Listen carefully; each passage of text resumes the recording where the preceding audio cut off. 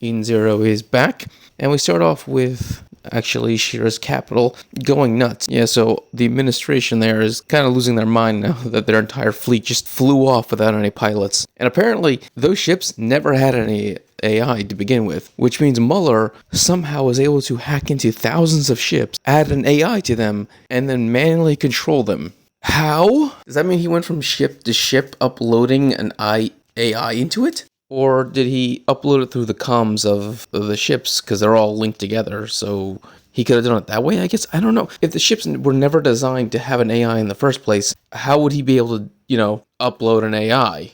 Well, in the end, it doesn't really matter because the entire fleet is going to be annihilated anyway. The rest of the Eden's crew finally joined Valkyrie on the battlefield, just blasting away, destroying all their ships. Rebecca's flying around like crazy, annihilating everything in front of her. Valkyrie's actually pretty impressed by her and asked if she was a pilot before joining the crew. And, she basically gives the same answer that we got all those chapters ago, which is that she plays lots of video games. Valkyrie's response is the same as Hermit was when she first heard it, which is, it doesn't work that way, which it really doesn't. But I guess for Rebecca, she's just special, I guess. I don't know. Yeah, so this chapter is basically a chapter meant to show off how good the whole crew is to Valkyrie, so she understands what she's dealing with, because while Rebecca's an amazing pilot, Weiss is not, but he can just use his ether gear to alter his ship and make it, basically fire off rockets instead of bullets. Yeah, so basically everyone's just showing off what they can do. Shira's getting pissed off because he's not part of the action, so he decides to run off to his own private ship. I was actually surprised that he wasn't immediately getting onto a private ship beforehand like everyone else, because everyone else had time to put on their spacesuits, get in their vehicles, and fly off into space and fight by the time Shira even decided to do that. It doesn't sound like him. He usually likes to be right in the front, in the middle of things. Jin and Keely are a good tag team, brother-sister combo, so they're doing their thing. Lagunica knows, he obviously knows the area because he's from the cosmos, and he actually uses the water in the area to blow up the ships, which is actually pretty cool. You rarely get to see people use their environment to their advantage in a fight these days. It's always about just being more powerful. Yeah, no one ever seems to try to do things the smart way, Jiggy's, of course, having fun, enjoying himself.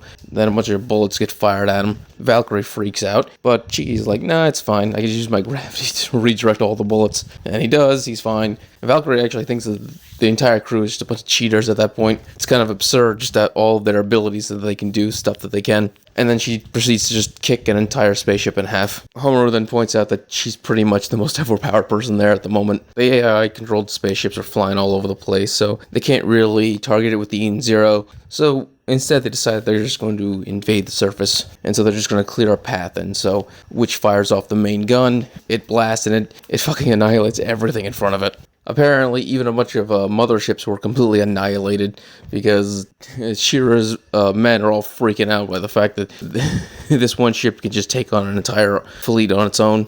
I mean, it is a little cheating. The Eden's Zero is from 20,000 years in the future, so the technology is, I don't know, just a little bit better. It's definitely not a fair fight. She announced that he's going on ahead by himself. Shira demands that he's going along with him, so the two of them are going by themselves, which means Jin probably isn't going to be able to get his revenge. Or what could happen is that Shira and Shiki beat the living shit out of Muller, and then Muller's head, which he seems to be able to do that, he just pops the head off his body, escapes, and then Jin does the final blow and crushes it. But for what's going on so far, the rest of, both Shiki's and Shira's crews are going to basically take on the fleet. Yeah, so Muller definitely is getting more and more insane, because the way he is right now, he's completely batshit crazy. So, first off, he's still a genius, so he was smart enough to apparently bug Shira's ship and everything, so he's listening in on every conversation that they're having, which means he hears that they're from another universe, another timeline, which of course is not good, because he starts to put two and two together, because he says the only way you can time travel is if you have gravity and a bunch of nuclear bombs, basically. And he's wondering, okay, fine, they have a gravity person, that has been confirmed. What about the explosions? How were they able to do it without a power source? Do they have a separate power source?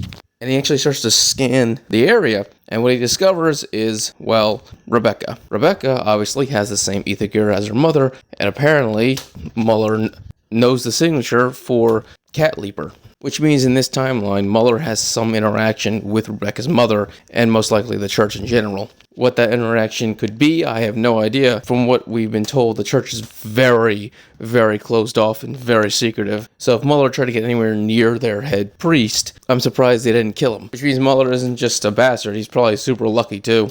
How wonderful is that? But as you can imagine, he now wants Rebecca, because, once again, he wants control over time. He hacks into Rebecca's comms on her ship and is able to apparently mimic Shiki's voice and tells her to land on the planet with him. But he tells her to go in a different location that Shiki and Shira are landing. I don't think Rebecca's stupid enough to fall for this. She seems to be falling for it, but I have a hard time imagining that she would willingly choose to go to a different area that Shiki is not landing at. Wouldn't she realize that's kind of dumb and ridiculous? Like, if you're gonna join the landing party, wouldn't you, join the landing party? Why would you go to a separate area? I am praying that she questions the logic in that and decides just to follow Shiki anyway. Because even if she does get on the surface of the planet, she'd at least have the protection of 2 gravity users. Because Mueller has already proven that he can just suck people's ether gear out of them without any trouble, which means he can do the same thing to Cat Leaper like that. Which means he doesn't actually need Rebecca for very long,